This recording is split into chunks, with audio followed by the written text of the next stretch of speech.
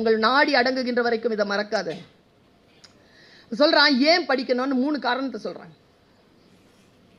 தமிழ் 3 காரணங்களை, தமிழ் ஏன் என் உயிருக்கு நேராக நான் மதிக்கிறேன் என்றால் தமிழ் 3 காரணங்களை சொல்கிறது. அம்மா இருக்கால, ஒரு வயிற்றில் பிறந்தோர் உள்ளும், ஒரு தாய் வயிற்றில் பிறந்தார், 4 பேர் இருக்காங்க. கற்றோரின் பாலார் தாயும் மனம் திரியும்.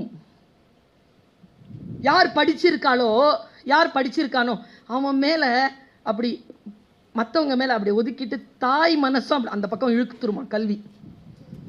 1 பாயிண்டா 2 பாயிண்ட்.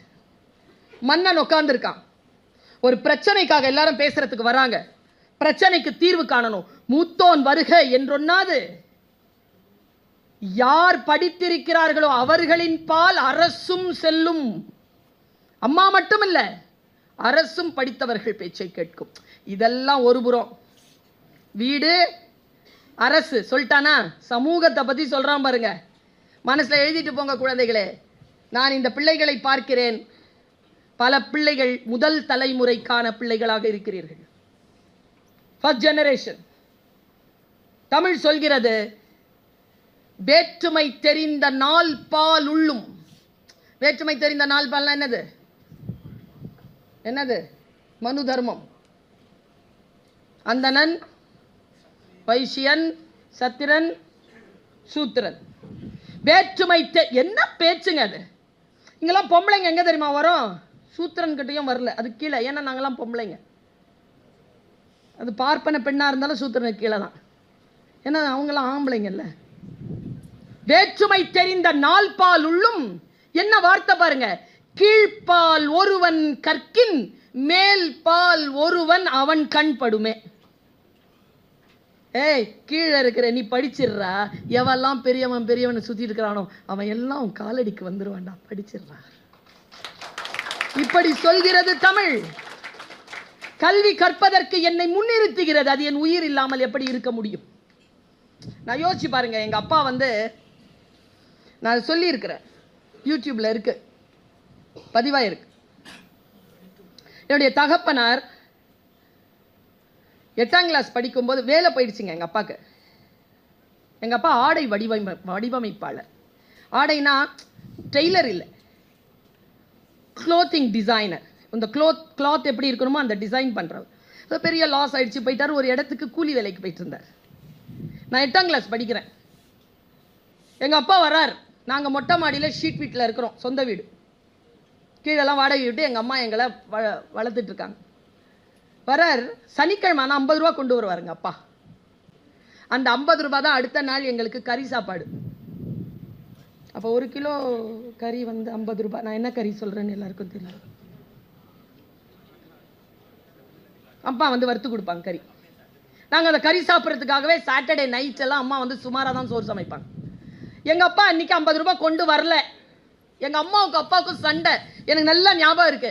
நான் தூங்கிட்டேன், எங்கள் அம்மா கோச்சிக்கிட்டு படுத்துட்டு இருக்காங்க. என்னுடைய தகப்பனார் என்னை ராத்திரி 12 மணி இருக்கு அப்படி எழுப்புறார். நான் எழும்புறேன், நேராக போகிறேன். பால்கனியில் போய் நின்றுட்டார். அங்கே ஒரு தெரு விளக்கு இருக்கும், எங்கள் பால்கனியில் அடிக்கும் அந்த லைட். அங்கே நின்றுட்டு சொல்கிறார், என் பை அம்மா தூங்கிட்டு இருக்கிறதுக்கு மேலே தொங்க போட்டிருக்கு, அம்மாவை எழுப்பாம அந்த பையை கொண்டு வானார். நான் அந்த பையை கொண்டு போய் அம்மாட்ட கொடுக்குறேன், அப்பாட்ட கொடுக்குறேன். அதுக்குள்ளேருந்துங்க இவ்வளோ பெரிய புத்தகங்க, நல்ல மொத்த புத்தகம் எடுத்து, எனக்கு தான் படிக்க தெரியாது, நீ தமிழ் படிக்கிறல்ல, படிச்சுக்கோ சொல்லிட்டு சொல்கிறார். நான் ரத்னா கேஃபில் இறங்கினேன்னா அதுக்கு கீழே புக்கு போட்டு வித்துட்டு இருந்தாங்களாம். 50 ரூபாய் கையில் இந்த பெரிய புக்கு 50 ரூபான்னா. ஒரு நாள் தானே உன் அம்மாவை சமாளிச்சுக்கலாம், உனக்காக புக்கு வந்திருக்கேன் பாப்பா, படி. அந்த புத்தகத்தை அந்த லைட்டில் பார்க்குறேங்க என்னன்னு, திருமூலர் எழுதிய திருமந்திரம். எங்கள் அப்பாவனுடைய மதம் வேறு, என்னுடைய தந்தையினுடைய நம்பிக்கை வேறு. ஆனால் என்னுடைய தந்தையார் குடும்பத்திற்கு செலுத்த வேண்டிய உணவு காசை எடுத்துட்டு புக்கா கொண்டு கொடுத்தாரு பாருங்க. அந்த தமிழ் என் உயிராக உதிரமாக என் உடம்புல ஓடிக்கிட்டு இருக்கு. இன்றைக்கு நான் ஜெயித்து கொண்டு இருக்கிறேன். கல்வி என்பதும் கற்றல் என்பதும் தமிழிலே அப்படி பறந்து விரிந்து கிடக்கிறது. நீ எதுவாக இருந்தாலும் ஒரு பாட்டு படிக்கிற, எனக்கு புரியலைங்க. இன்றைய சமூகத்துக்கிட்ட நான் ஒரு கேள்வியை கேட்கிறேன், உங்க மேல தப்பு இல்லை, நான் இந்த பெரியவங்களெல்லாம் பார்த்து கேட்கிறேன். ருசியான ரசனையான விஷயங்கள் எல்லாம் நாம் அனுபவிச்சிருக்கோம்ல, இந்த பிள்ளைகளுக்கு என்ன தந்திருக்கோம்? இந்த பிள்ளைகள் எதை ரசிக்கிறார்கள்? இன்றைக்கு ரசிப்பதற்கான சூழல் இன்றைக்கு என்ன இருக்கிறது? அவர்கள் கையில் நாம் எதை கொடுத்திருக்கிறோம்? எதை கொடுக்க மறந்திருக்கிறோம்? தமிழ் பாட்டு தான் அப்படின்னு கேட்கிறேன். ஜிகிருத தங்கா ஜிகிருத தங்கா என்னதான்டா இது? நான் ஜிகிரு தண்டா கேள்விப்பட்டிருக்கேன், ஜிகிரு தங்கானா என்ன? அவ பந்தய புறா நான் சிங்கிளு சோரா. சிரிக்காதீங்க, நான் ஒன்று சொல்லவா?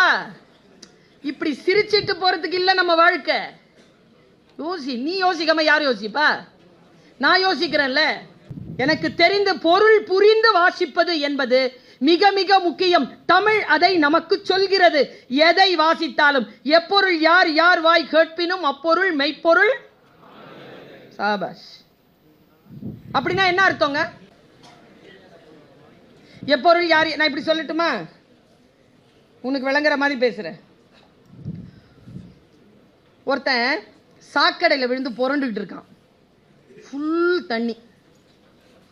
புரண்டுகிட்டே இருக்கிறவன் ஒரு பையன் வரான், காலேஜ் ஸ்டூடெண்ட் மாதிரி இருக்கிறான். அவன் சாராயம் வாங்க வரான். உருண்டுகிட்டு இருக்கிறவன் அவன் கிட்ட சொல்றான், குடிக்காதரா அப்படிங்கிறான். கண்ணதாசன் இதை எழுதுற. வாங்க வந்தவன் என்ன சொல்லுவான்? நீயே குடிச்சிட்டு ரோட்ல கிடக்கிற, உனக்கெல்லாம் அட்வைஸ் பண்றதுக்கு என்ன இருக்குடா யோகியதை? கேப்பியா? அவர் சொல்றார். யாரு? சாக்கடையில் விழுந்த அந்த மனிதர் சொல்கிறார், நீ குடிக்காதன்னு சொல்றதுக்கான தகுதி இந்த உலகத்துல என்ன தவிர வேற யாருக்கடா இருக்கு? புரிஞ்சுதா? அவன் தானே குடிச்சு சாக்கடையில் கிடக்குறான், அவன் தான் சொல்ல முடியும் நீ குடிக்காதுன்னு. இப்படி சொல்கிறார். எப்பொருள் யார் யார் வாய் கேட்பினும் அப்பொருள் மெய்ப்பொருள் காண்பது அறிவு. இப்படி குறள் சொல்கிறது. குறளை ஒன்றொன்றாக எடுத்து வாசிக்கின்ற பொழுது உனக்கான வெளிச்சம் உனக்கு புரிந்து போகுமான என்ன தெரியுமா? இந்த வயதில் நமக்கு பிடிக்கவே பிடிக்காத ஒரு விஷயமே அட்வைஸ் தான். அட்வைஸ் பிடிக்கிறதே இல்லை. எது வேணாலும் பிடிக்கலாமே தவிர அட்வைஸ் மட்டும் பிடிக்காது. என்ன தெரியுமா அவர் சொல்றார்? பெற்றோர்களே, உங்கள் பிள்ளைகளின் ரிப்போர்ட் கார்டு உங்களுடைய விசிட்டிங் கார்டு இல்லை. எனக்கு பிடிச்சது. ஏப்பா பார்த்தாலும் இந்த அம்மா அப்பா என் புள்ள 98 என் புள்ள 98 சொல்லிட்டு சுத்தவங்க தெரியுமா சில அம்மா அப்பா? எங்கள் அம்மா அப்பாவுக்கு நாம அந்த வாய்ப்பே தரல இல்லையா? ஒரு விஷயம் சொல்கிறேன், தமிழ் எனக்கு என்ன சொல்லி தந்ததுங்கிறத சொல்கிறேன்.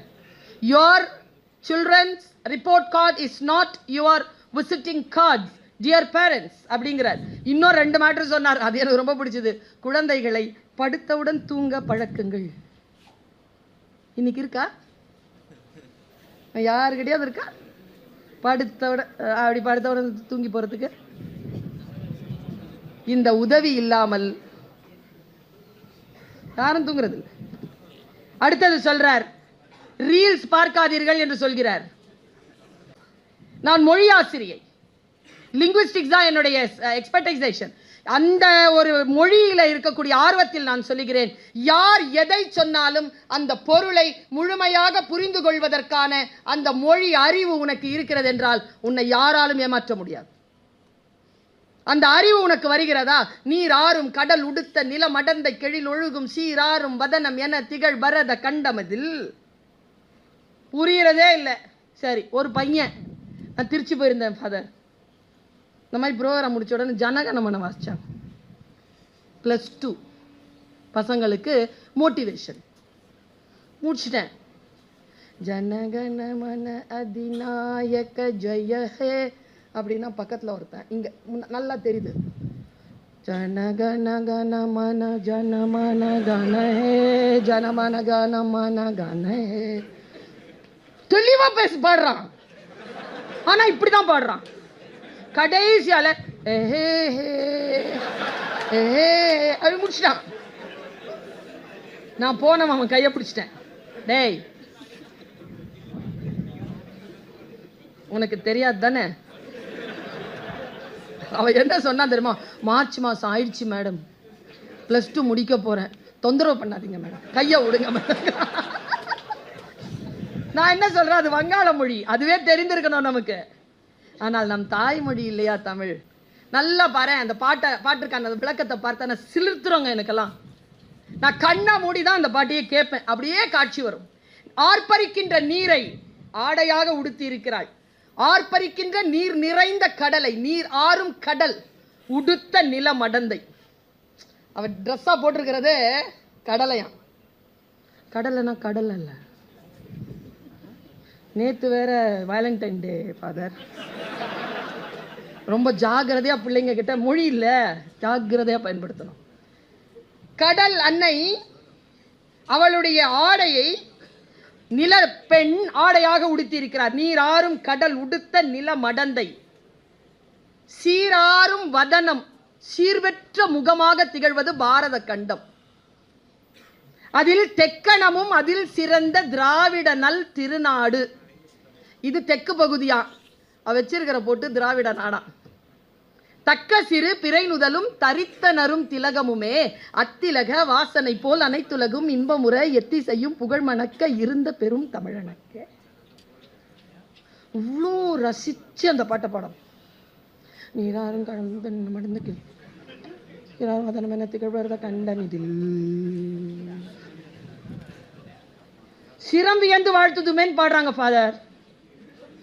திறம் வியந்து வாழ்த்துதுமே, எங்க போனாலும் சிரம் வியந்துதான். ஏன்னா அர்த்தம் தெரியாம பண்ண தப்பு தப்பா தானே பாடுவோம். அர்த்தம் தெரிந்து பாடுகின்ற பொழுது வாழ்க்கை அழகாகிறது.